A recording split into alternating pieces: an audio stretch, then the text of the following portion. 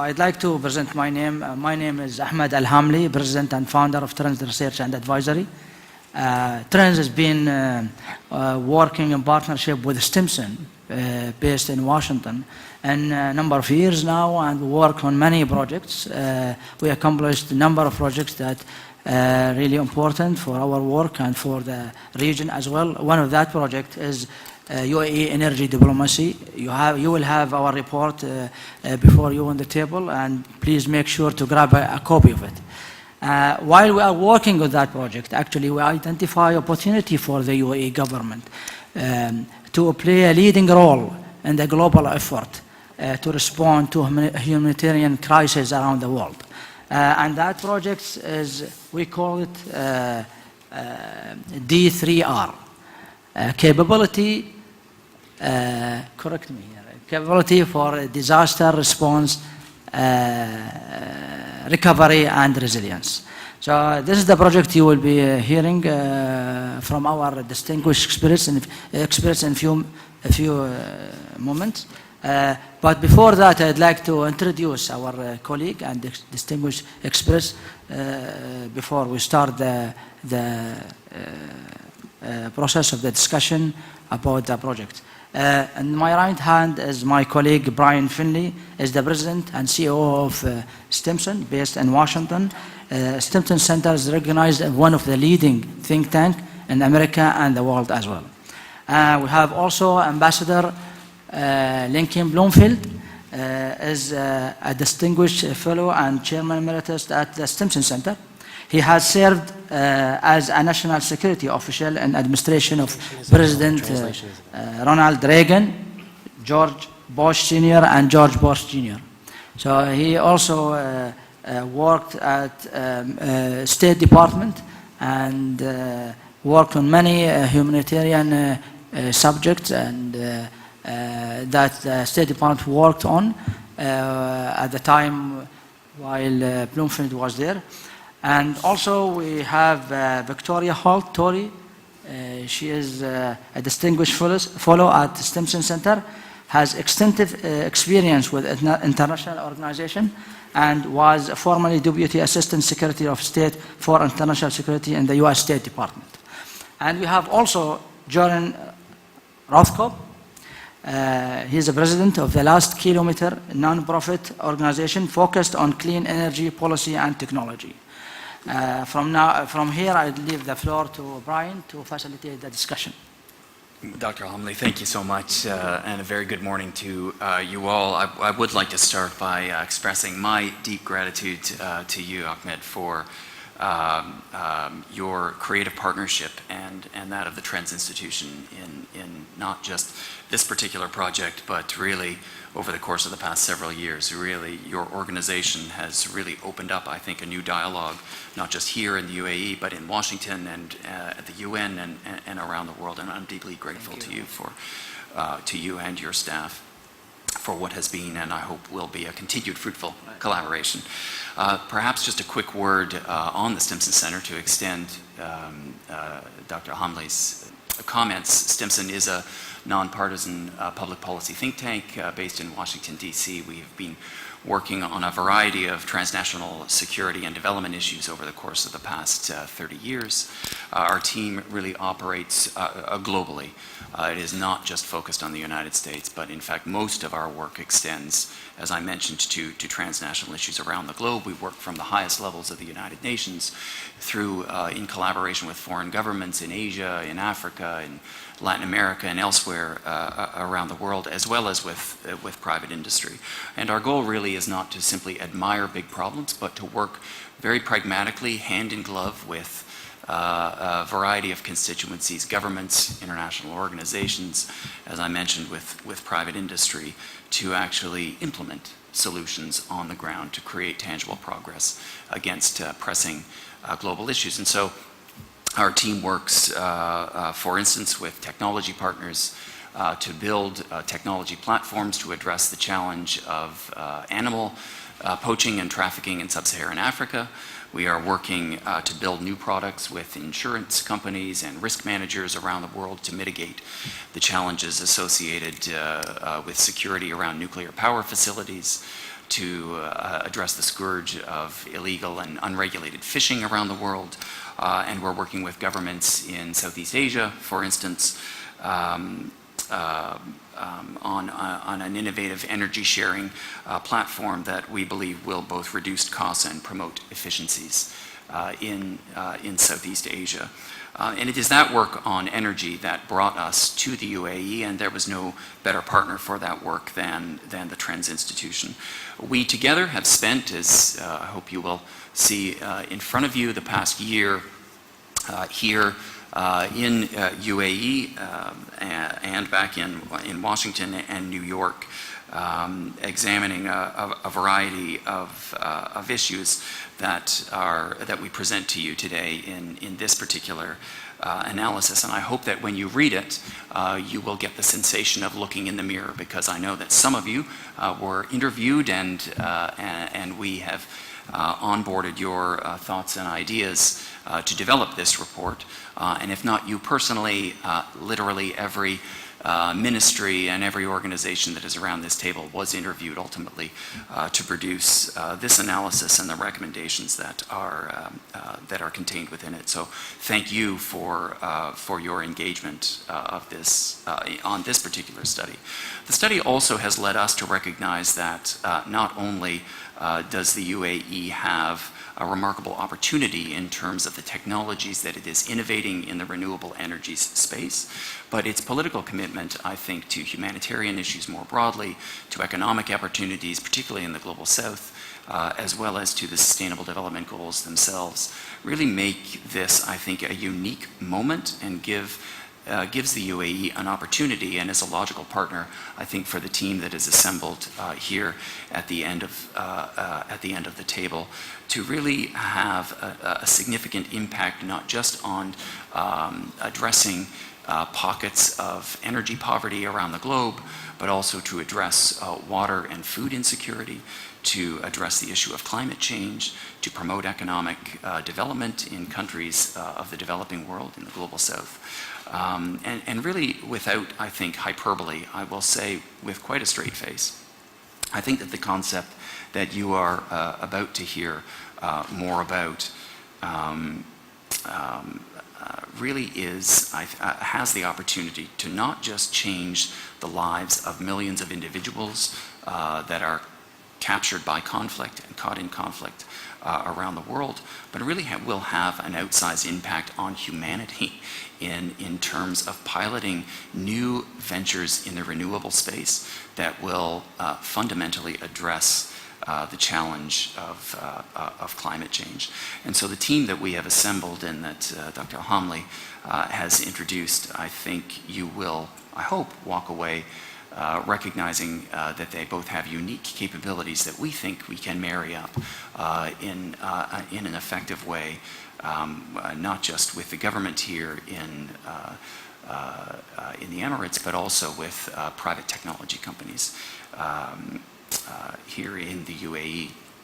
It is led by my friend and colleague, Ambassador Lincoln Bloomfield, whom, as Ahmed mentioned, served in senior positions in a variety of Republican administrations, both at the State Department and at the Pentagon, but significantly also brings a knowledge and a deep interest in the private technology energy sector. And so with that, Ambassador, I give the floor to you, sir. Ladies and gentlemen, good morning. I want to make sure the microphone is working. Thank you, Dr. Ahmed, very much for your kind introduction and your hospitality.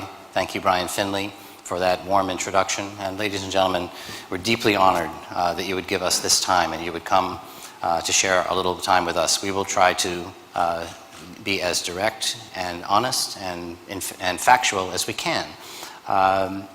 We have limited time. Your time is very precious, and this is a closed meeting, so we will not be repeating what we tell you here outside of these walls. This is our private conversation.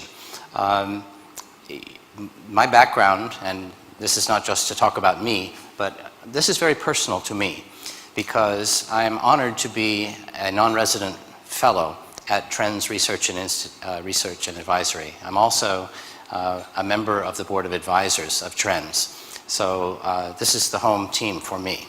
I had the good honor of serving on the board of the Simpson Center and was the chairman for 8 years, and am now supposed to be a very old man who is called Chairman Emeritus. So I admire the great work that Brian is doing, and with a fantastic team in Washington. So these are both institutions to which I am very closely committed. You will hear from colleagues of mine. Jaron Rothkopf is the president of The Last Kilometer in Detroit, which is committed to addressing the poverty of energy of the poorest people in the world beyond the grid. And I am a director of The Last Kilometer. I've worked with Jaron Rothkopf for 10 years. So if you look at my background, you see the Pentagon and the White House and the State Department and Republican administrations. But one thing about political appointees is that they throw you out of office every now and again. And so I have been thrown out a couple of times. And when I have, I've gone into the private sector. And the issue that has captured my imagination so much that I have left everything else behind is sustainability. It's not just energy, it's sustainability, and as I will describe. So I'm not here just as a former government spokesman and then I'm going to remove myself from the project. I'm deeply, deeply committed to everything you're going to hear today, and I will not rest. My reputation is attached to this project. In many ways, my conversations here in Abu Dhabi gave the seed to the ideas behind the project we are briefing today. So I feel that the deliverables we are talking about, we must execute on our deliverables, and we are committed to do that. I am personally committed to this. I could say the same about the United Nations with Victoria Holt. My parents were both at the founding of the UN in 1947. My mother was a New Zealand diplomat, and my dad was at the State Department, but we won't go that far. The question that defines this meeting, in my mind, is this. I was watching the terrible destruction in the Philippines from the typhoon. There are people who have no homes. There are thousands of people who are homeless. Schools with the roof ripped off, no power, no food, no logistics, no nothing. They're waiting for help from the government in Manila and from the rest of the world. So I predict that perhaps the Americans are calling Hawaii and asking the Pacific Command, please send help. What will they do? They will open up a cargo airplane and they will roll in pallets of bottles of water. They will open up that airplane and they will shift in fuel generators. Same thing they've done for 50 years. We all are familiar with this. The same thing you will see at, I think, every single military peacekeeping deployment in the world. Bottled water, maybe not bottled water in some places, but I think bottled water and generators. And then how do we get the fuel? Maybe we buy it locally, maybe we ship it in, but we worry about that later. And so this story that I'm going to tell you is about the fact that the US government today, tonight, if they have to respond to a refugee crisis, a disaster, an Ebola emergency, it's the same answer. Bottled water, generators, and we have to find the fuel and continually run the generators all night. That's why we're here. And I've been coming to the UAE for 25 years. A lot of it has been about foreign policy and defense.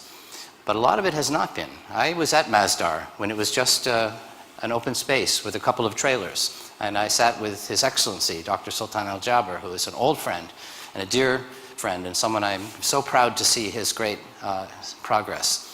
But I was at Masdar very early on, and I saw what happened, what they have done. And I talked to them and stayed in contact with their projects. I was very interested in the UAE's commitment to sustainability. And I've talked to the senior leadership of the country about power and water and sun and the long-term vision of sustainability, which is now captured in the year of Zayed. So we understand the philosophy, and we share this philosophy. I wonder if the UAE officials said, okay, you must send something to the Philippines right now. What would you send? You have all the technology that we have in America, but I think the answer might be generators and bottled water. It's what you do, because we haven't moved to the capability of bundling these together with the training, with the know-how. It's not that difficult, but I want to tell you a story of how we learned about this problem and why we came here. This is another part of my life. The U.S. Water Partnership. The intelligence community wrote a report a few years ago that predicted terrible disasters with shortages of clean water, not just in places around the world, but in America. In 50 years, the Sierra Mountains will have no snow, and Southern California will have no water supply. That's a huge strategic problem. And so my friends started the Water Partnership, 19 US government agencies, 120 universities, NGOs, and companies.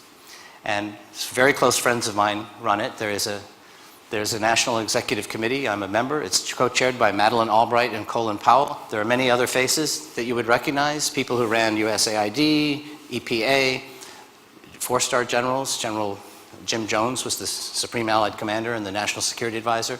This tells you a story. Rich Armitage, who is my dear friend and mentor, these are national security people who are committed to sustainability because the two of them have become one issue. It's all the same issue. There's no separation between security and economic survival for the poorest countries. So I'm one of the 3 legal directors, and I'm one of the National Executive Committee members. Having worked with Jaron Rothkopf for 10 years now, I wanted to be on the Water Partnership because power and water, wherever you need water, you need power. They go together. So why are we treating them as separate entities? Take something like the Philippines. This scene could be anywhere. Look how many disasters we have. The Carolinas in America today will not recover for a long time. There are 1 million people with no power. There's no way that those communities can recover quickly, even though we are a rich country in America. So what do? This is the same thing. Well, you have to get the fuel and the water somewhere. So you have long logistic tails. You spend a lot of money bringing the fuel wherever it has to go. It can be dangerous. I was in office when the Afghanistan conflict was going on. We had all kinds of issues on borders of logistics. This photograph has become very quickly famous. This is an airstrip in Puerto Rico. Perhaps you have seen this photograph. That is 20 to 30 million bottles of water. What did I'm not proud to say this, and I don't want to be too critical of my own government, but they airlifted in water for Puerto Rico after Hurricane Maria. They put it on an airstrip. They covered it up. That was a year ago. This picture was taken 10 days ago. That water is toxic because all of the plastic has been in the sun for 1 year. So they don't know what to do with it. And it's taken from such a height that you don't even recognize that those are pallets of bottles. This is not acceptable. None of it reached the people. That's not the solution. And yet this is the way we do humanitarian relief. I'm going to show you terrible pictures of generators because that's the enemy. They're very dirty. They keep people awake at night. They're unhealthy. And they break down. And there's more. So this is the scene you see in some of these places. And where does the fuel come from? After the Haiti earthquake in 2010, there was a whole black market for fuel. There were several problems that can be fixed very readily in Haiti. One was that it gets dark at night, where all the people were huddled in camps and there was violence against women. A little bit of LED light and renewable energy would have solved that. Another is purification of water. We had UN contingents who brought in their own bacteria from another part of the world. It created a cholera epidemic. It was a major humanitarian disaster. Very preventable. There's no need for that to happen, but it does happen, and it will happen again until there is a change. So maybe at this point, I just will repeat, what are we here to propose? There's a 2-part project. I will start with the second part. The second speaker after me will be Victoria Holt. She was the Deputy Assistant Secretary of State for International Organizational Affairs, the IO Bureau. That is the bureau for the Secretary of State that manages the mission at the United Nations and all of the ambassadors to the UN agencies and all of the policies in the international organizations, including, I believe, Irina, if I'm not mistaken. So she had oversight over all of these things and has a long history at the Stimson Center and the State Department, and she returned to Stimson now as a distinguished fellow, with a very broad understanding of UN operations. So she's going to talk about a study. We would like to see UN peacekeeping use more sensible renewable energy. We don't think it will happen in one day. The UN bureaucracy, and I don't mean to be dismissive, but the way they buy power, the way they do contracts, the way they agree on things is very collegial and it's very slow. And they need to have a professional analysis that looks at case studies and examines exactly what the costs are and the benefits and the long-term impacts of what they do today and what is possible tomorrow. So she will talk about a study. We are seeking actually multilateral help. This should be an independent study, but we want the UAE to be the leader and to be the key donor to launch this study. The next speaker after me will be Mr. Rothkopf. I'm very proud to bring him back to Abu Dhabi. He has a long history here. He has worked with industry, as you will see in a moment. I've learned so much working with him over the years, and some of these photographs will talk about what we learned and why we came here today. We are proposing to start a project on October 1st that would work with our UAE partners, with UAE industry, UAE technology, which is all here, and design a flyaway system of power, water, and light that is ready to go tonight with trained personnel who know how it works, who can help the locals train them to maintain the system. And this is a system that has no export controls. I was the military export control regulator. There will be no problems with exports. It can be left behind in Kenya, South Sudan, Burma, wherever it is left behind, and it becomes a platform for community recovery. And it's easy for the locals to maintain. And they will have data communication so that in Abu Dhabi you can tell if it's still working. And from there, as your advisor, we can tell if there's a problem. And we have a network of net zero advisors behind Mr. Rothkopf and me who can fly in and make sure that this stays working for year after year after year, not just for 3 weeks nor 3 months. This is the difference. Renewable energy does not have that many moving parts. It sits there and collects the sun. Batteries sit there and store, and they work for years. So this is it's a transformative concept. UAE has everything that we need.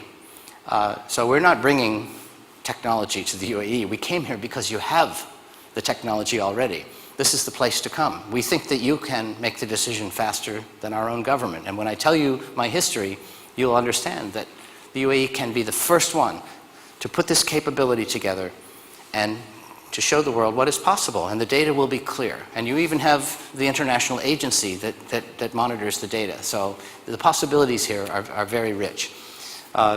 So we have, again, a study of the UN process for peacekeeping energy, but an industrial project that we would begin on October 1st, and 2 years later, we would reveal it and display what was done by the UAE at Expo 2020. That is the concept. And from there, you will have a scalable UAE technology capability and training and all of the associated knowledge that can be scaled with a business platform so that if the government says, yes, I want to respond to this disaster, we want to do this one, that one, UAE can scale from there. And we want to be part of this, but this is a UAE industrial effort. This is your project. That is our proposal. This is a very rudimentary system, one of the earliest ones. We were just experimenting with putting batteries and solar and power management and inverters and all of that into one box, a simple concept, when the Haiti earthquake occurred. So our little startup didn't have any money. We called one of a movie star who had a charitable NGO, and they shipped 2 of these to Haiti. We never went to Haiti. We never saw where this one ended up at an elementary school.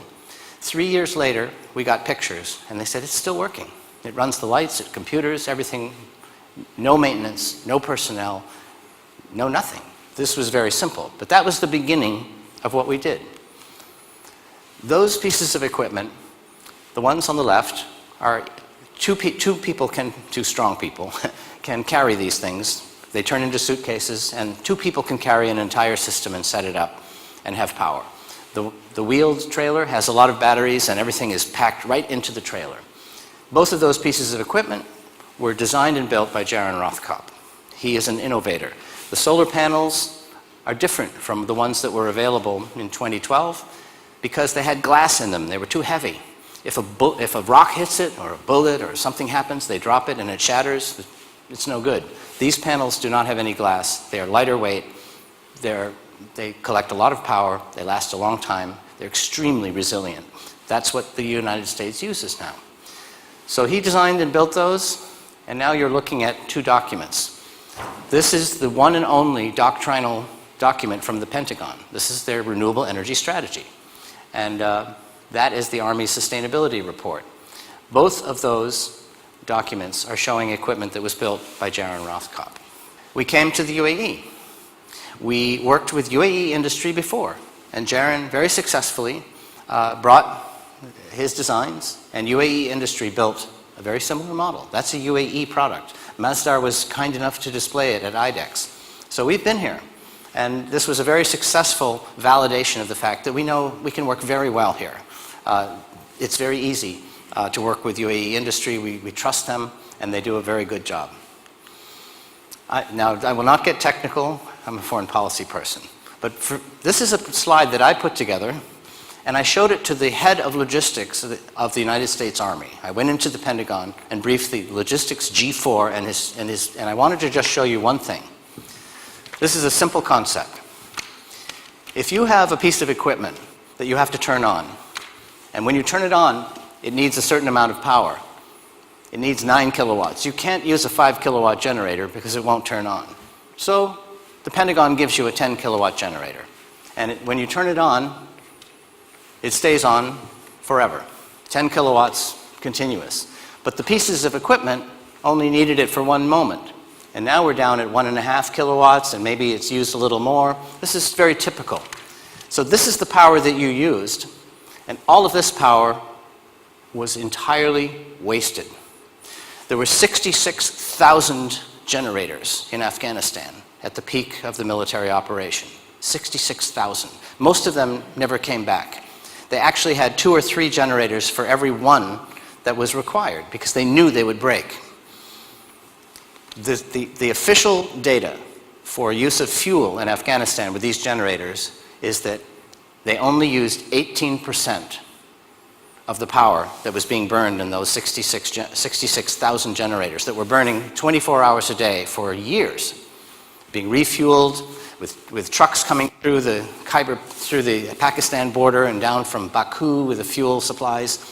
They were using 18% of that energy. Of all that logistics went to waste on a gigantic scale.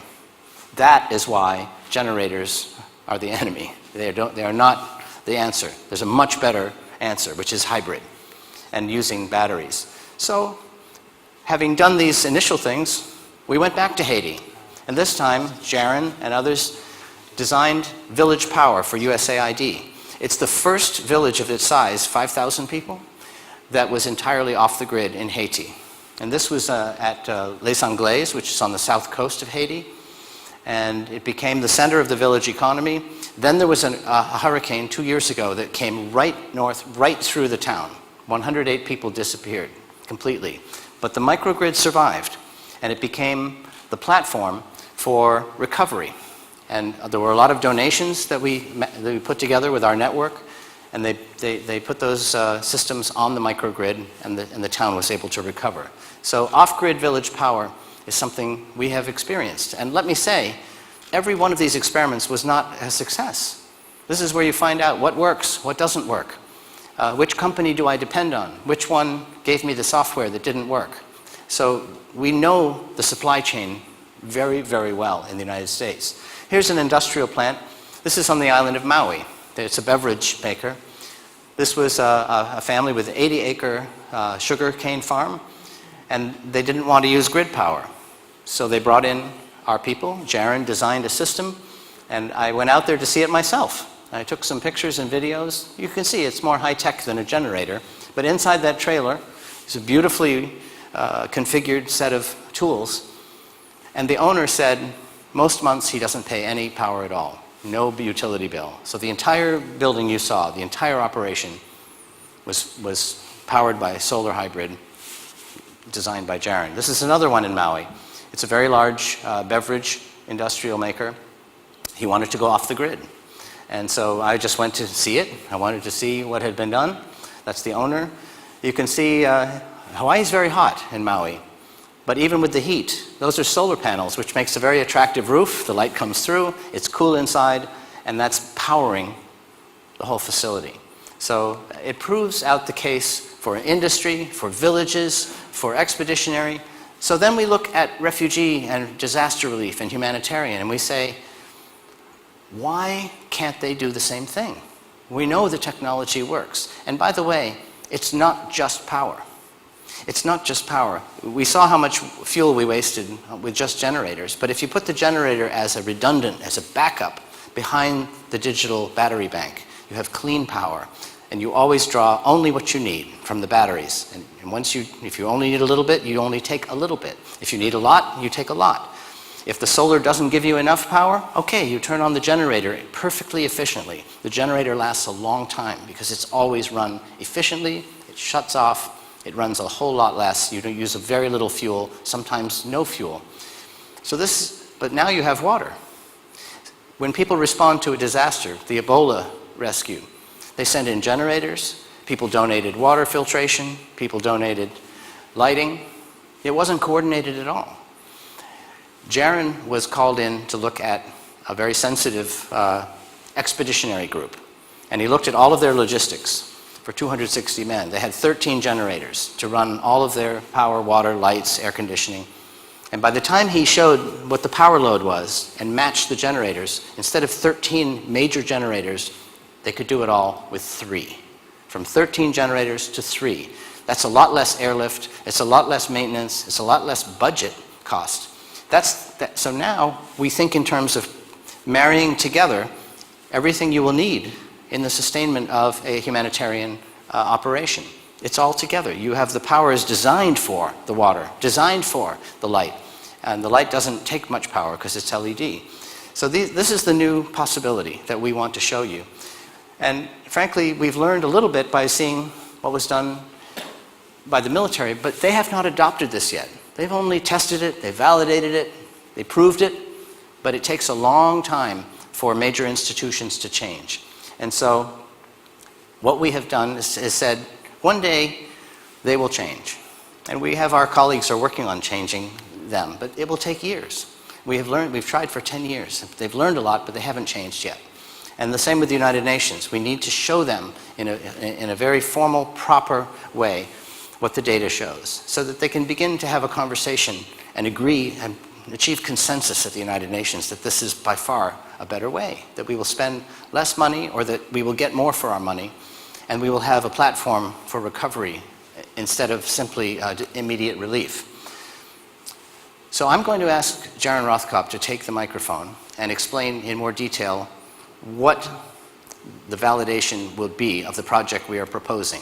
Jaron, would you take this from me? And our hope is that, our promise to you is that if we get a green light, if we get the support to do this project with the UAE, by the time, 2 years later, by the time of Expo 2020, we will have a UAE system with trained personnel, with a full capability, able to show the world what is possible, and from there, it will be ready to be scaled. So Jaron, over to you.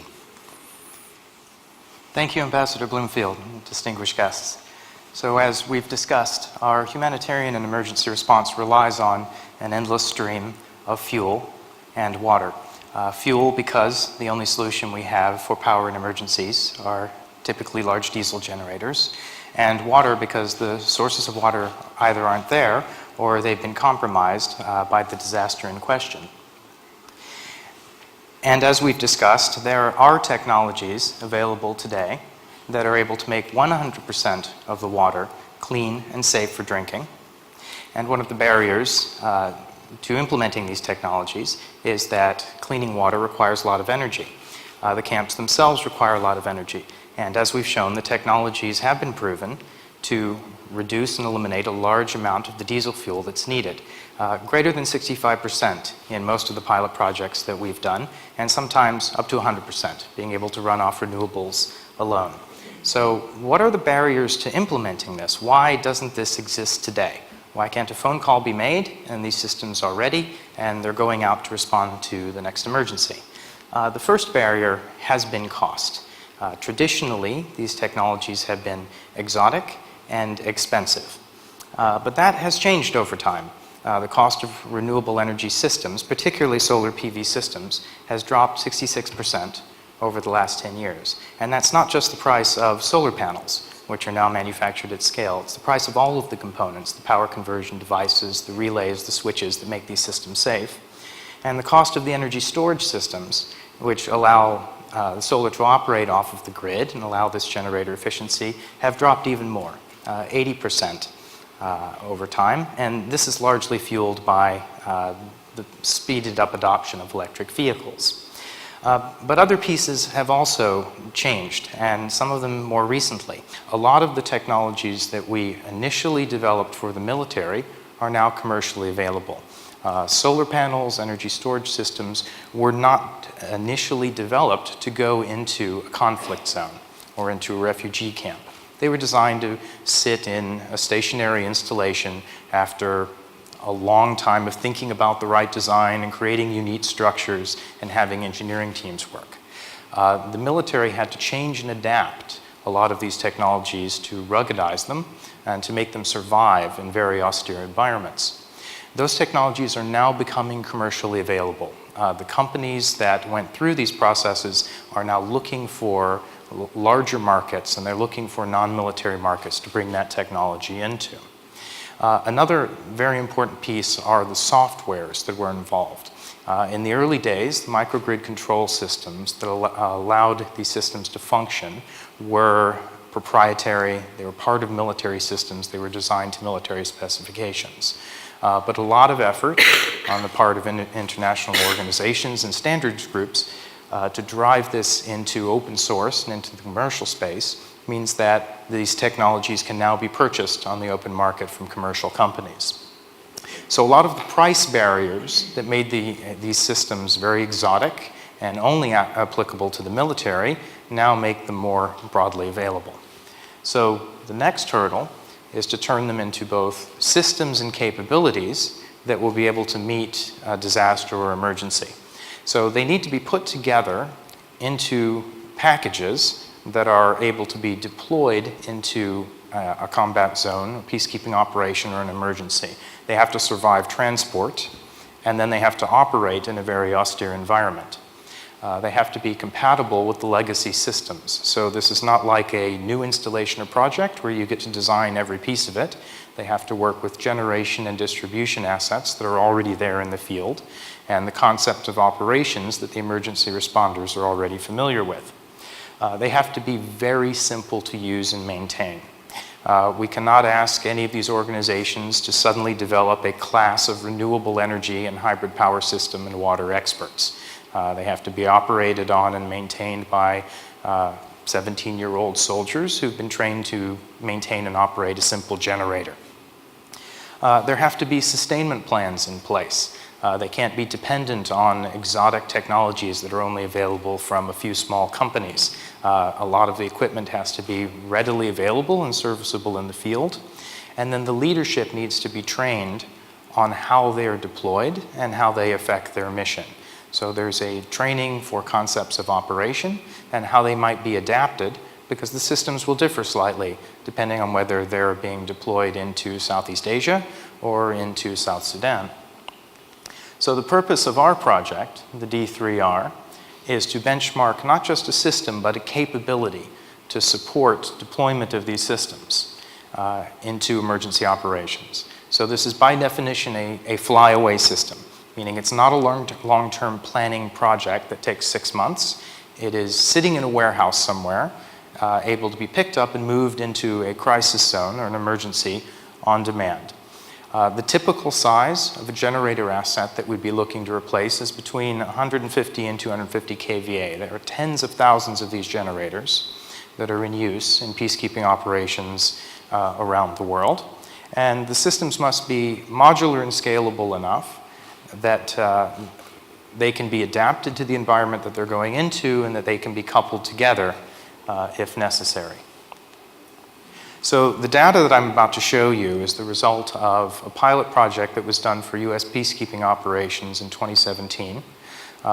There was a training exercise in which this technology was designed, built, and implemented at a training camp in Nepal with peacekeepers that were headed out to South Sudan. And so the data that I will show you is from that exercise and extrapolated to how it would affect the missions in South Sudan and in the Congo. So the first, we looked at fuel savings. What could one of these systems do to one single generator? And the top line is that over 53,000 liters of fuel could be saved in the first year. That is from a combination of generating some of the energy using renewables, in this case solar, although we have the ability to use a number of different sources such as wind and small hydro, and by running the generators more efficiently. And this is very similar in concept to a hybrid vehicle, where you're using a smaller generator or coupling a larger existing generator to many of these systems and running at more efficiency using the battery bank. This has a savings in both the cost of fuel, the cost of maintenance, the cost of fuel logistics, and also making the environment more tolerable. And for anyone who spent time in the field, standing next to diesel generators, they can nearly drive you mad from both the noise and the pollution that you're subjected to. Next, we look at what type of water system would work with this size of generation asset. And it's very important to look at this as a system so that we're able to realize the fuel savings, but also produce the right amount of water to sustain an operation. So a water filtration system that is adapted for this would be able to purify and make safe over 19,000 liters of water a day. That's going to eliminate a lot of the transportation and logistics involved in moving 1 liter bottles of water or tankers of water. It eliminates the plastic waste. It eliminates the variation in water quality between sources. And it significantly improves the health and sanitation, not only for the aid workers and peacekeepers that are there, but also for the community. So the downstream effects for the mission are also quite significant. By introducing systems that save on diesel fuel and diesel fuel logistics, we're able to return 388 man-hours back to the mission. So this reduces the size of the force that is needed or increases the capability of the force to focus on its mission rather than running around refueling generators. The amount of fuel that is saved, if that fuel were to be procured, would enable vehicles to drive an additional 232 kilometers. So that fuel can either be saved from the budget or it can be repurposed for another application. And the impact on water distribution is even more significant. Up to 14,000 man-hours saved annually that would currently be spent sourcing and distributing bottled water. There's also an aspect of resiliency and its benefit to the forces. So in the case where the diesel fuel supply is entirely cut off or becomes contaminated, or the price becomes so expensive that it's unable to be maintained, some critical assets can be run 100% of the time off of renewable energy. Not maybe the entire camp, but certainly communications, emergency lighting, and what's needed to sustain basic living functions.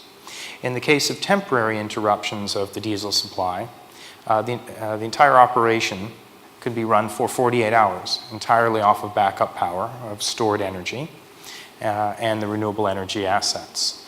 And up to 600 adults would be able to be provided with water per day in case that the supply was interrupted off of reclaimed water sources. The impact to the environment is even more significant. About 65% of the time the generators would be running would be saved. That results in a 95,000 kilogram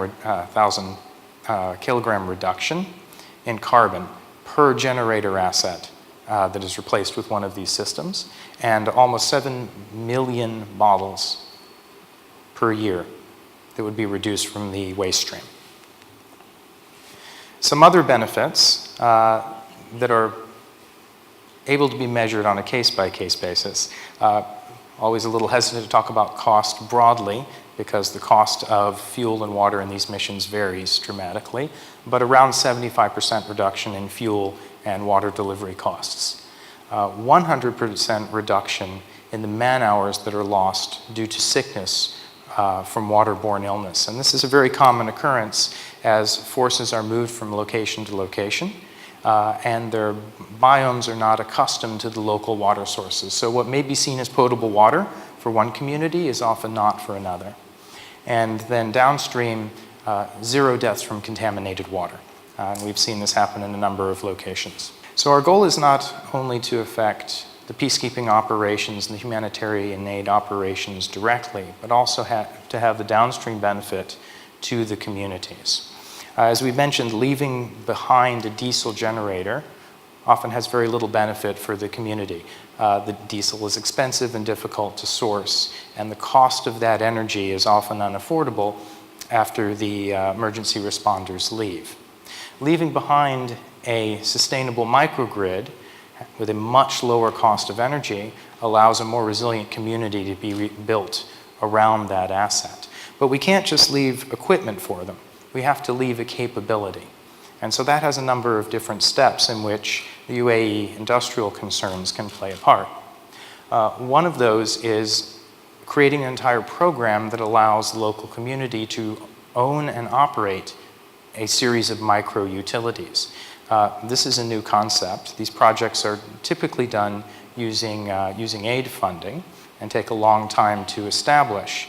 But the programs are there and the training is there to create almost a bundled franchise that can be put in place to where water services and energy services can immediately be sold back into the community.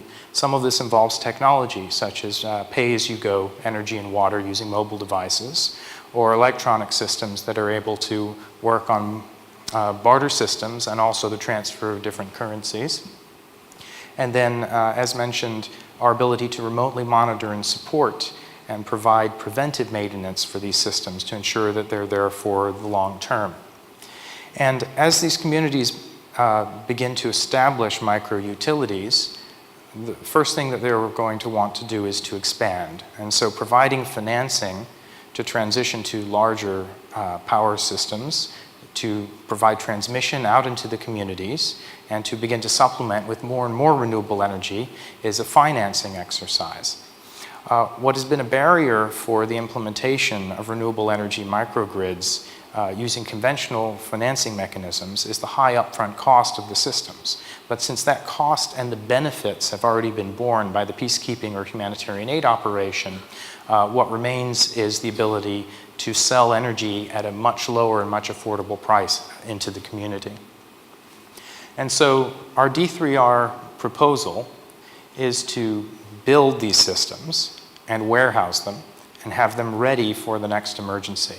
And it doesn't matter whether it's 5 systems or 100 systems, they will find use because the question of what can you provide, to which the answer is always diesel generators, is something that comes up multiple times a year. And those are routed through multiple agencies. I'm sure that they come to the UAE agencies such as Masdar and ARENA as well. They certainly come to the US emergency response agencies, Special Operations Command and Pacific Command frequently. And again, right now the answer is, well, we can build something in 6 months. We can create a project that will maybe be done in a year, but if you need something today, it's going to be a diesel generator. So the systems need to be built ahead of demand. There needs to be the ability to train the emergency preparedness and operators on how they will be used when they're in the field. And then they need to be deployed and left behind to create this benefit. So our proposal for Expo 2020 is to show that the UAE can stand up this capability. That its industrial base can provide the systems and technologies, the operations and maintenance, and the financing to then grow this into a sustainable model for communities to rebuild around. So we have a very high level of confidence that this can be executed because we've done it before. As Ambassador Bloomfield mentioned, back in 2012, we took one of the military systems from the US government, localized its production here in partnership with Masdar, had the Ministry of Defense successfully trial it, and all of that technology was ready to be built here in the UAE for its own government. Unfortunately, that project didn't move forward to acquisition, but since 2012, the industrial base's capability to deploy renewable energy systems has only improved. And so the partners that make the technologies that enable this are either already here or are eager for the opportunity to move into the commercial spaces and the humanitarian aid spaces. And so adjustments are needed on the acquisition part, which Ms. Victoria Holt will speak about after me. And so the only missing piece is the strategic vision to move forward and offer this up to the world as an alternative to the diesel generator and bottled water supply. And so on that note, I'll turn over to Victoria Holt to talk about. Victoria, why don't you? So she is going to speak about the study, and then we will hopefully hear some feedback and comments and questions on both aspects of the project. Thank you. And Ahmed, if I may, as Jaron noted and Ambassador Bloomfield, please, Tori, both mentioned that this technology is available and it's resident here in UAE. So the question I think that we then wrestle with is why has it not been adopted more broadly? And I think the simple answer to that are that the processes that undergird these operations are stuck in the past. So fixing that problem, it's not just a technology fix, it's fixing those contracting processes and other kind of bureaucratic encumbrances that prevent adoption is essential. And so that's really this two-track effort that we are proposing here. And my colleague, Tori Holt, as she mentioned, has spent the past 20 years working directly with the UN and with missions around the world, and I think is uniquely qualified to speak to not just the challenges, but to also address them. Right, and I have no PowerPoint, so this will be relatively short. You would think if you build it, then the UN would immediately embrace it at a time when we have the largest refugee crisis since the end of World War II. We have peacekeeping missions that are long-term, sustained, over usually 100,000 in the field anytime by the UN alone. That's not counting regional organizations. We have large political missions. We have monitoring efforts, and then the humanitarian community. It's a massive footprint. It's something like $35 billion to spend annually, I think, on international efforts to try and take care of this. Same time, we have the Sustainable Development Goals, number 7, and we have most world leadership trying to embrace energy access, long-term development, and also support climate change. So all the big strategic goals seem to be lined up to support this problem. So what's the challenge? I remember as a diplomat, I was visiting Mali, and peacekeepers were being killed. And you knew it was a dangerous area, and there are extremists in the region, and so you assumed that some of these dangers were from direct attacks from extremists. And the answer was actually, no, it's the supply trucks that are riding up and down the road with the diesel fuel. And the peacekeepers are getting killed on the supply roads. And you're like, this is crazy. Like, that is not a reason that someone should be dying in a peacekeeping mission. Or when I was in Juba, South Sudan, after the crisis in 2013, which the world had full attention on, you had over 200,000 civilians who had fled to UN compounds to seek physical shelter. And they couldn't even have regular energy in many of these compounds. This wasn't the first month. This was a year and a half after it started. And I met with some logistics officers. I said, what's the problem? Like, well, we don't have enough generators. I'm like, why? Well, the procurement cycle takes a year. I'm like, the procurement cycle? This is a crisis. Why are you on the regular rules? So I guess where I'm going is, it's not as though there's active resistance, but no one has shifted to take the SDGs and the climate rules and this kind of briefing and turn it back on the UN system to say, how do we bring a system designed to deal with emergencies into the modern world? There will still be emergencies that will need to fly in water and diesel because there's no choice. But for refugee camps that have been there for 5, 10, 15 years, for peacekeeping missions that have operated on that same time scale, there seems to be no reason not to change the way the budget decisions are made. Energy is resourced. Troop contingents are allowed to bring in alternatives to diesel generators. There is some progress. For the first time, contingents are allowed to bring in solar generators. I got very excited about this. And I went to New York and I met with some folks on it, and they're like, well, but we haven't cited yet the specifics of what a generator would look like, so actually nobody can bring in and get reimbursed yet, so we're still back to diesel generators. So what we want to do is start at the highest levels and map out that vision that the UN agencies, the UN DPKO, peacekeeping operations, the Secretary General, all the agencies have for themselves and for the world, and then start following through to the policies. And then see what the policies look like. Are they saying this is how we'll implement it on the ground, or are they silent? Because we want something to be able to be left behind, to jumpstart for the communities that the UN serves, not an old generator, but maybe even the start of a grid and an infrastructure. they're also interested long-term in the financing of this. And it's not the briefing today, but they're interested in the credit markets being used to support fragile states. If you look at a map of the world today and you say, what are the conflict-affected states? And then you layer on the countries that are energy poor, and then you layer on the places that are climate affected, and then you layer on where the UN operates, you get basically a map of the same parts of the world. And the long-term vision is how do we help these countries get into the renewable energy explosion that's happening, create sustainment, reduce poverty, and make sustainable energy. So we are volunteering to map this bureaucratic system. I've already started meeting with some senior people at the UN who I know well. You tell me if we're crazy or would you welcome this? And they all look at you like, really? You want to learn our budget and procurement rules? You want to go walk around Congo, South Sudan, maybe Somalia and Lebanon and talk to our logistics officers? And I'm like, absolutely. What we'd like to do is reflect back to the UN system, the system it has, and work with them and say, look, these are the incentives and disincentives built into the system. And if you could start moving forward, you could start making a change. One more example. My colleagues from California had made some real progress. They've been in South Sudan and working with IOM, the International Organization of Migration.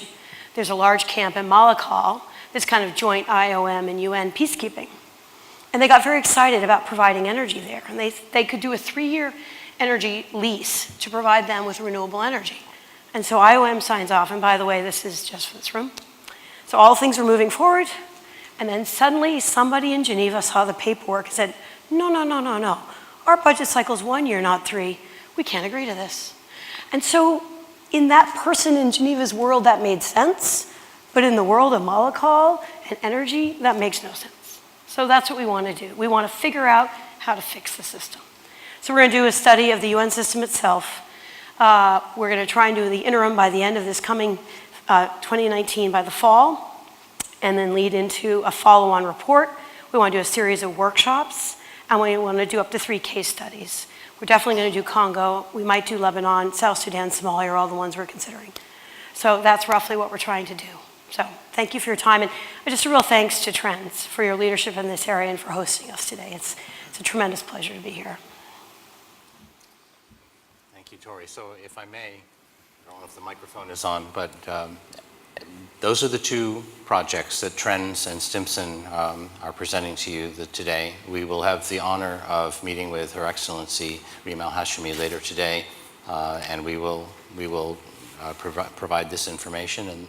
And if you have any feedback, any questions, comments, we would be more than honored to hear from you. So thank you for your kind attention.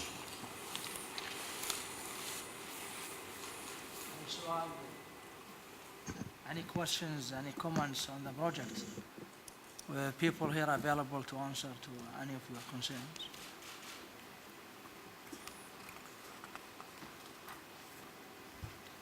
You said that all the technologies are available, and I'm sure of that.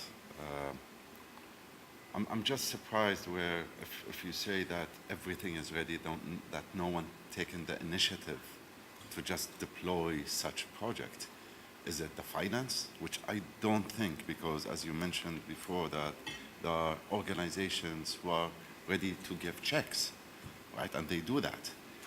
Is it going through the policies and having a body who would just adopt a change, right? I'm a bit not confused. I'm just intrigued of why nothing has happened up to now. And what could an organization like Expo or UAE have a say in terms of technology? I mean, we are doing a lot, seriously, and we are trying to discover what is available in the market.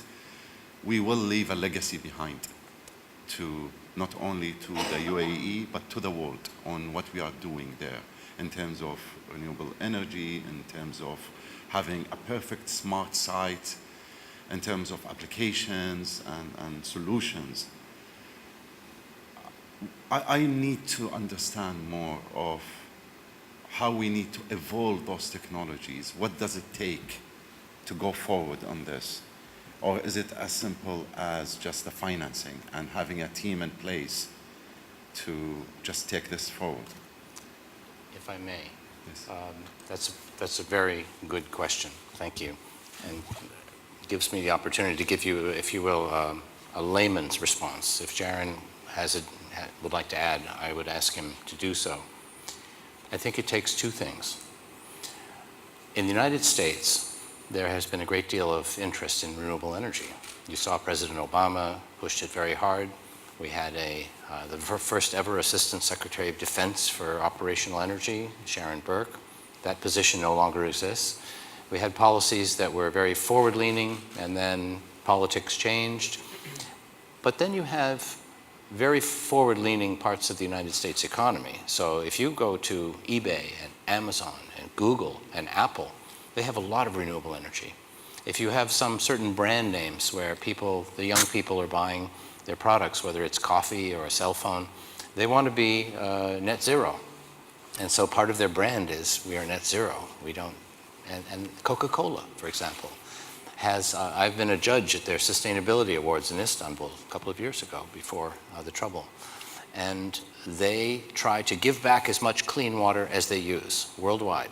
That's their commitment. It's an interesting, and it's a part of their brand. They want the image of being a good corporate global citizen. So and UAE, of course, has their own incredible story. So many things have been done. And so if you go to Europe, if you go to North America, if you come to UAE, there's a lot of renewable energy application. They've done so many things. As you've seen, and you are the specialists in policy, we're talking about the hardest places in the world, the disaster zone, the Ebola zone, the war zone, and that there is no private equity firm sitting at the other end of the flight waiting to make everything happen. So one ingredient is that capability, those technologies. UAE has it. We tried to do exactly this in America. We've tried for years. We've tried the UN procurement system. We've tried the Army.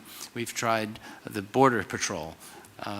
You could name 10 different places, and I have walked through the door, and we've shown them what can be done. And it's just a question of having the vision, and sometimes a government is too big to make a decision. The US government is a very big government. Some people in the White House want to do something, but the bureaucracy doesn't do it. I'll give you one more example, disaster relief. After Katrina, the Energy Department and FEMA, our disaster, put a national plan together. What did they do to overcome the lessons of Katrina? They decided that they would put generators on the scene, and then there would be certain highways where the National Guard would keep the highways open and bring chainsaws to remove all the trees and the debris so that the fuel could reach the generators. That was the national plan. I mean, we had a different way, but the US government was just too big. And so this is why we see the vision, the commitment to sustainability, and essentially the coordination that we find in UAE is better. It's tighter. It's more motivated. They can say yes. They can move on things. And with Expo 2020, we thought this is even a greater opportunity just to show the world, to say, yeah, we don't have to talk about it anymore. We did it. Here it is. This system can go in an airplane tonight, and we have UAE personnel who know how it works. They can train locals. If they have a question, we have a net zero advisor network. We can do this. So there's no excuse for not doing it anymore. And maybe others will do it, but if they see one do it, others will follow. Does that answer the question? I'm not sure, but that's my... Yes, from one angle. Yeah, we need two things. The other side also, are we planning to go beyond? I mean, we have, let's assume we have all these solar machines or equipment. It can be shipped. We can take the initiatives. Are we even planning to connect them? That means through a portal, through some applications, we can monitor everything from a center here, right? Are they operated? Are they, is it running according to what was specified? Are we gonna go even beyond to even have an application or a portal where different locations, different countries, if they are in need, would actually log their request or see what is available so they can request it immediately rather than us hearing about it? I hope you're getting the picture. The answer is yes. The idea is to tap into the existing support mechanisms for the telecom companies that exist, for instance, to support Etisalat, the network operating centers that are able to remotely monitor assets around the world, and to create programs that are very similar to how they support the telecom tower companies about service maintenance, service levels, and deployment. There's another piece that is new, which is the configuration of the equipment for the environment that it needs to go into. So these models already exist inside of organizations like the US military. It's a question of bringing the models to apply to the aid organizations. Our emergency is in the Philippines. Therefore, we need parts X, Y, and Z, these modules to go together, be packaged and ready to deploy. To follow up on your first question, I would say that this is one of the more difficult problems, and it's a problem of leadership. The humanitarian mission is not seen as a market for commercial companies. It is not seen as a market for financial products, the way that rural electrification or large installations are. So the question is, who is going to take the first step? It is very difficult for the organizations to make the changes that Ms. Holt was describing without seeing what the catalyst is. They can go off and create standards bodies to say, if there were a renewable energy solution, what would it be like? And a decade, they may still be doing this. In the case of the US government, we've already seen that. But if the solution to the problem is there, it provides them with something to focus on. And the same thing is true for the commercial companies. They're not going to build and warehouse these products ahead of a demand that isn't present. That would not be a very good business model, which is why it requires this intersection of industry and government action around sustainability that we believe is unique to the UAE. So the last piece is the financing. It's an excellent project, but the financing, like if the UAE will take over and start this project, the financing will be from the UAE? Yes. This project in total over 2 years. Actually, the study would be done in a year and a half. The system would be built in 2 years and displayed, and all of the results at Expo 2020 in October of 2020. The total budget is $5 million. And so for that, the UAE is the first one to say, we have the technology for humanitarian relief. We are the first one. And on the study, they become the strongest donor. And so they are contributing to a more independent study, but they are showing leadership to other governments and foundations to say, this is important. The UN needs to take a look at these issues. The long-term financing of the projects. The return on investment? Yes, the long-term financing, there are organizations that are interested, but it is an opportunity for UAE companies to step in.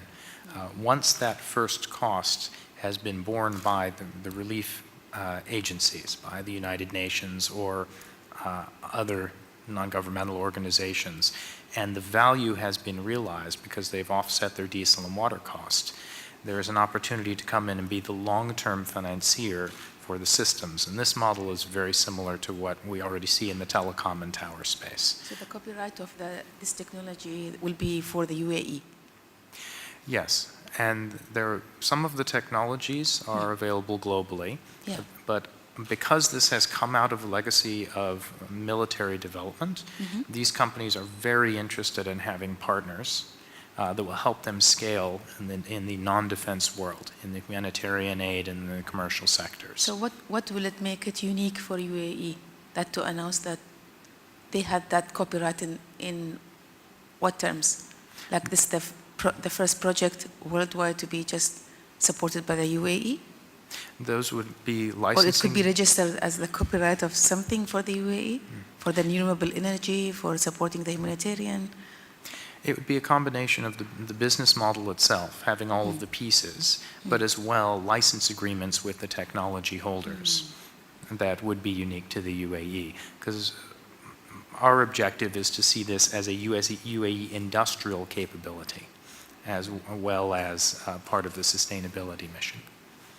Could I just add one point on the money? It's a rough estimate, but we've estimated that the UN, we think, spends roughly $1 billion a year just on basic energy for its own facilities in the field. So compared to worldwide markets, it's not huge, but that's a lot of sunk money every year annually for diesel generators, basically.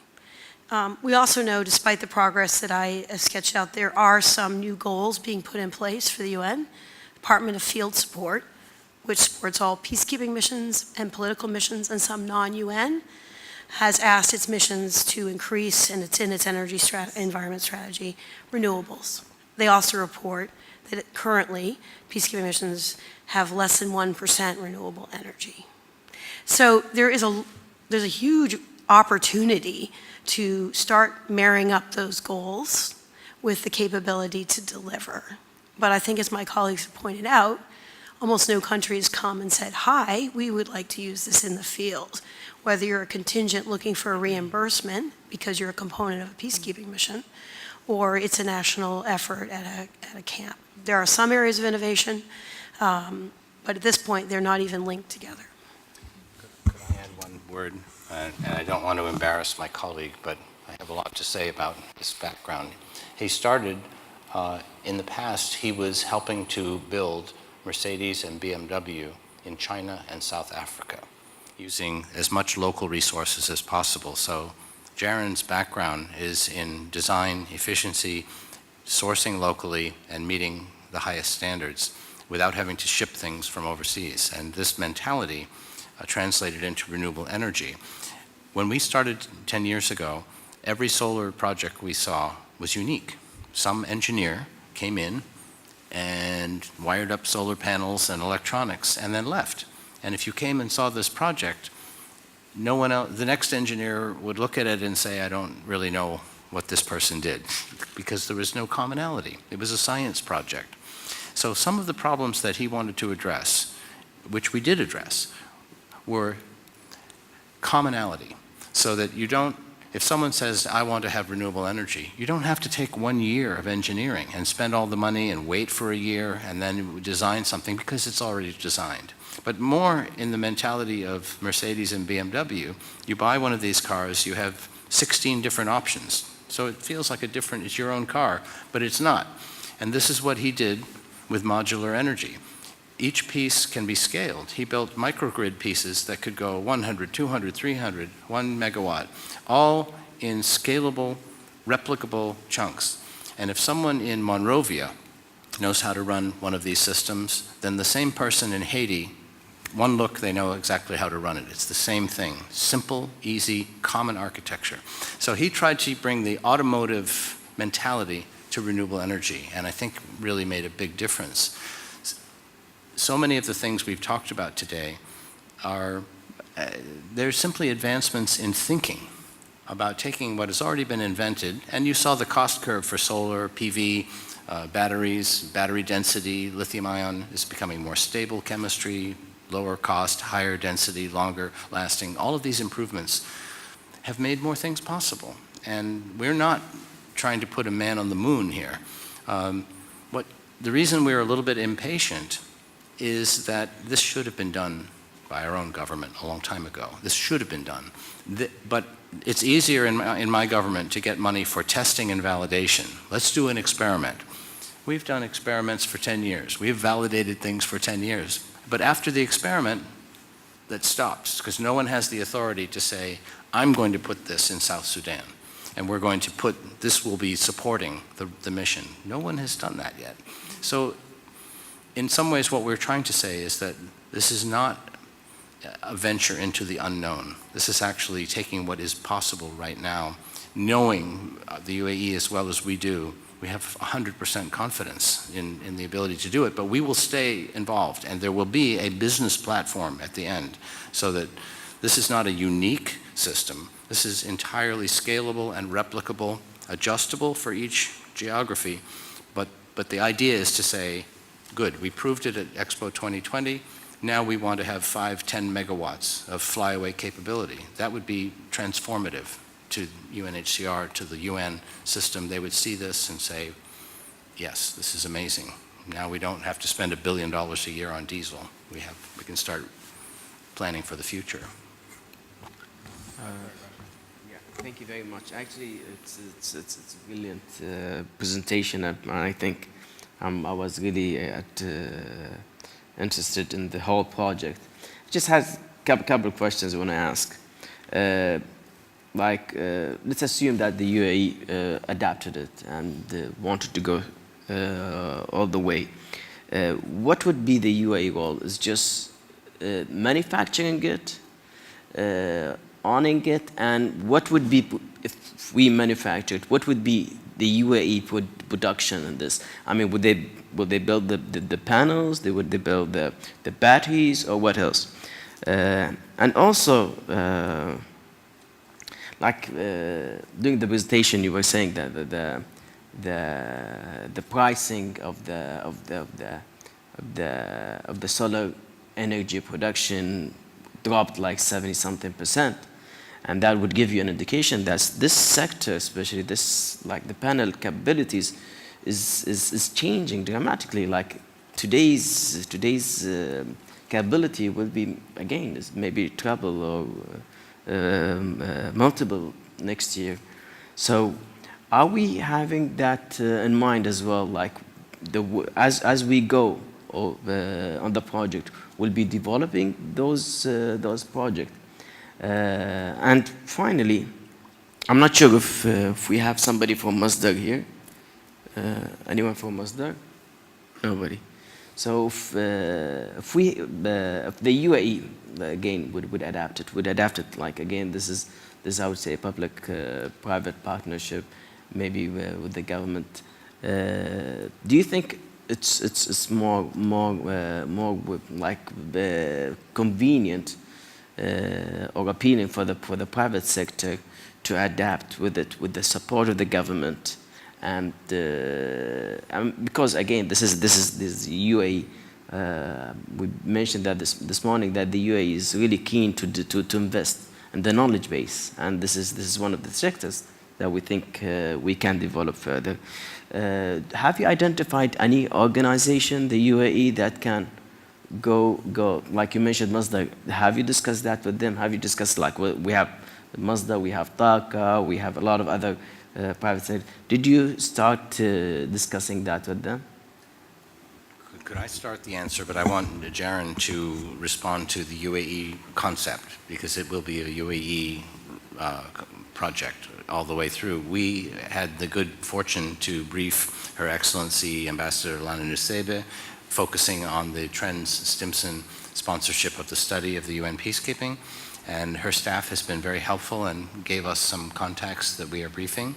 And then the good fortune to speak with His Excellency Ambassador Youssef El Otaiba, who contacted Her Excellency Rima Hashemi. I'm very lucky to have known both of them for a long time, and I'm so proud of their great accomplishments. And Ambassador Otaiba has two commercial attachés who have been in contact with us to say you should talk to these people.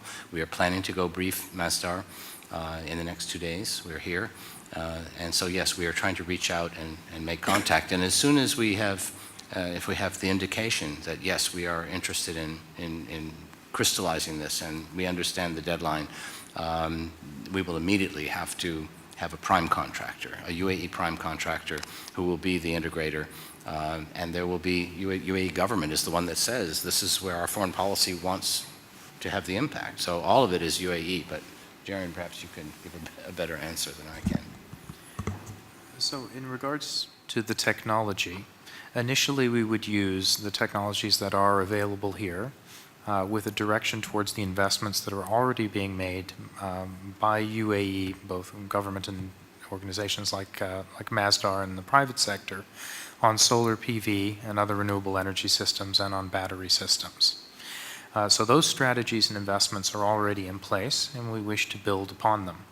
If the project is successful and successful at scale, it may affect some of those decisions in the future to make more investment in specific directions. And this is where the technology licensing is a potential play, in that as more technologies become available, not so much on solar PV and on energy storage, which are more becoming global commodities, but on the unique technologies that are necessary for operating in very austere environments, the UAE industrial companies may play a role in scaling those technologies up. So there are opportunities, but there is also the ability to simply use the existing supply base as it is. And where those technologies are not available or mature, we will play matchmaker with those companies who are anxious to come to the UAE and expand their markets. Thank you, Richard, and thank you, Ambassador Lincoln, Victoria, Jaron, for your presentations.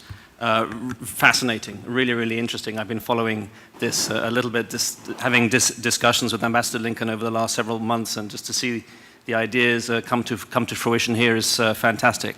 My name is Toby Harwood. I'm the head of office of UNHCR, the UN Refugee Agency, based here in the UAE.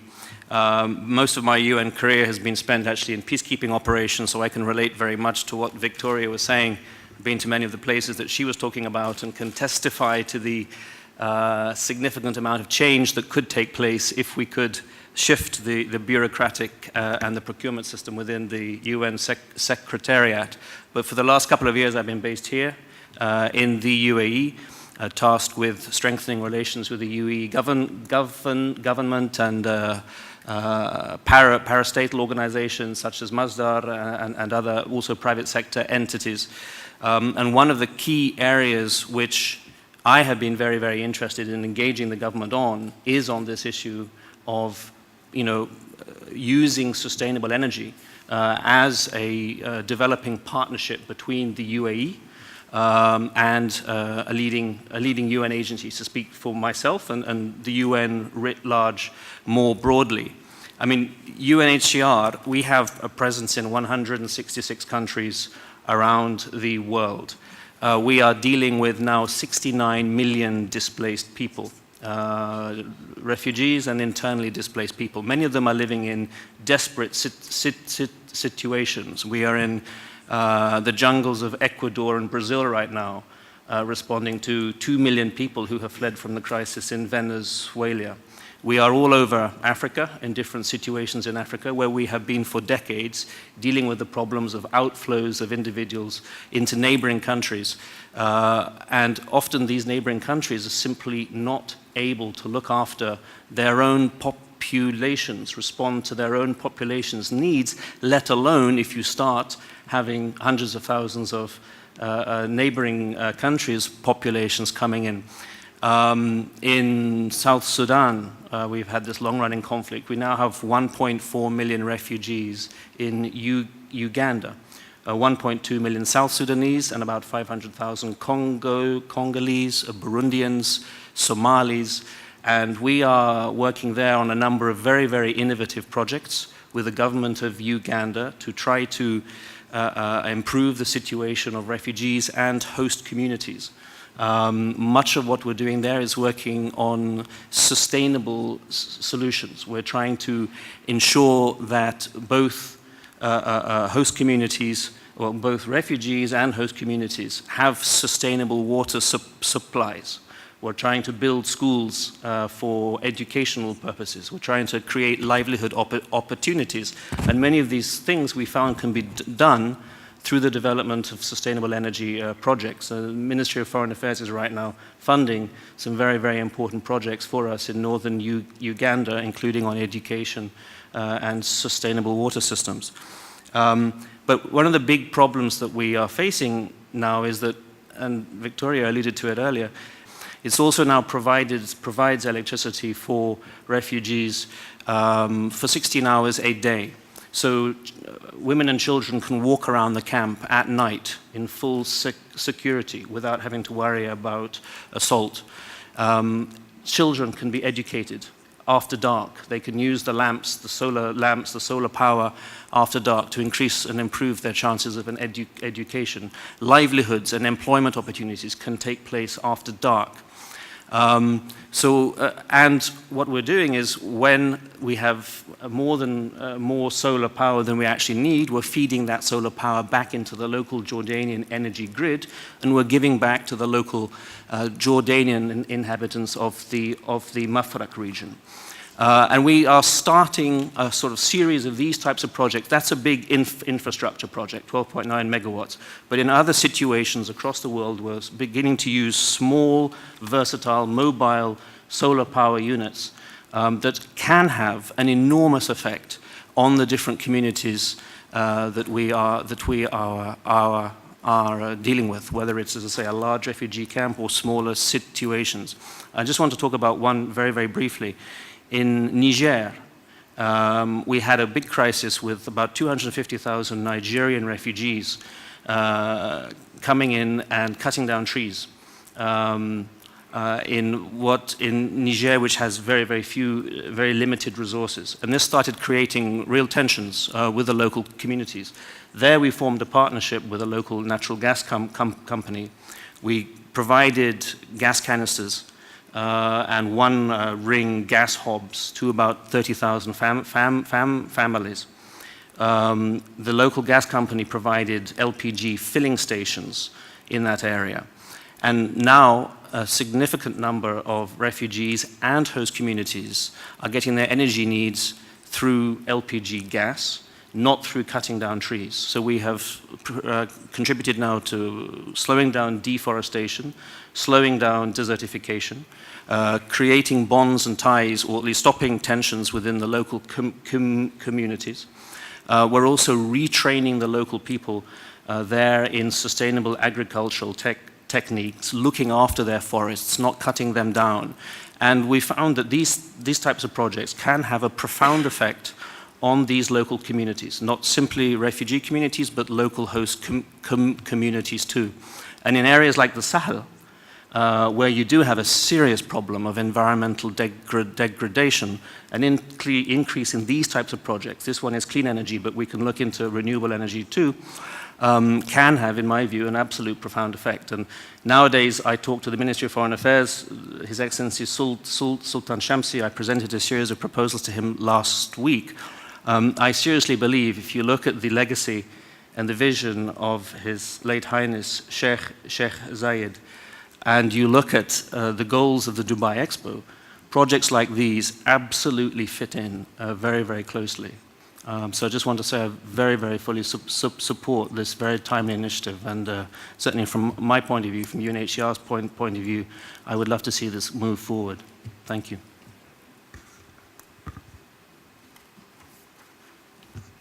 Thank you all very much for making the time this morning to join us. I want to share with you the contact information for all of of our panel of experts. As Ambassador Bloomfield mentioned, we'll have a meeting at the ministry later this afternoon. But we are very grateful for your feedback in any way that we can answer questions that you might have, or if you have particular guidance that you think might be useful to us as we move forward, we would be very grateful. And again, I want to thank Ahmed, you and the Trans Institution again for being such gracious hosts and co-collaborators in this effort. Thank you. Thank you very much for all of you, and we'd like you to stay after having 5 minutes coffee. We're launching the reports and the media is coming, so we'd love to have you here to just see the reports and the content of the reports and what recommendation we have for the UAE in this regard. Thank you very much.